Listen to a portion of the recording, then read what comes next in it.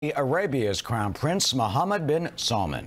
One of the biggest topics, of course, will be Iran. Let's bring in John Bolton, former U.S. ambassador to the United Nations, Fox News contributor, and chairman of the Gatestone Institute here in New York. So, Ambassador, first, we're hearing a lot about the friendship between the presidential son-in-law Jared Kushner and the prince that has made this meeting basically possible. Iran, radical Islamic terrorism, certainly at the top of the list.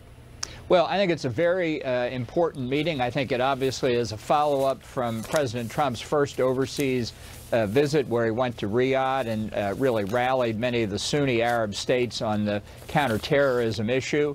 But I think with the May date approaching, by which everyone thinks the president will make a decision one way or the other whether to get out of the Iran nuclear deal, that's certainly going to be a major topic. What do you anticipate?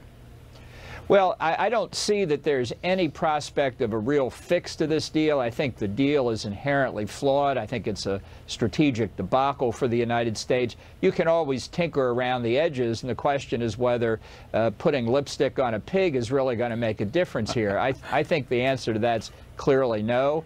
I think in private, that's what the Saudis think as well.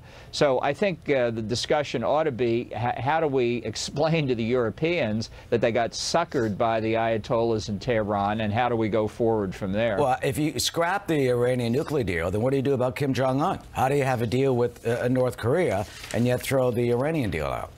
Well, I don't think there will be a deal. I think both of these countries pursuing their objectives of deliverable nuclear weapons for 25 years have been and were prepared to say nearly anything to take the pressure off of them. And then, having made the deal, they promptly violate it. So I think history should be a guide here, and it should tell us that the discussion that the president's likely to have with Kim Jong-un should be on the operational question, how we dismantle your nuclear program.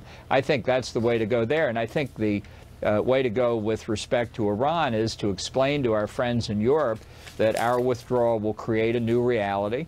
And since our objective remains the same, we don't want Iran with nuclear weapons. We need to focus on that, and also how to prevent North Korea and Iran from expanding their cooperation, or from North Korea selling Iran nuclear weapons. And finally, quickly, Prince Salman, he's really been shaking things up over there, especially in trying to address radical Islamic terrorism.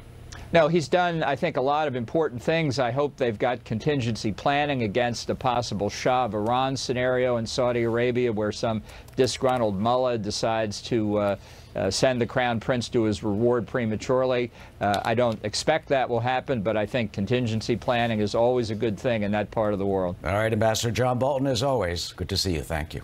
Thank you, Eric. Sandra? We are following this breaking news out of Maryland this morning, a shooting at a high school in St. Mary's County. The building is currently in lockdown. The FBI and the ATF are on their way to the scene. Police are now telling parents, go to a different school to reunite with your children. More as this breaks, plus this. You're the Attorney General of the United States. You run the damn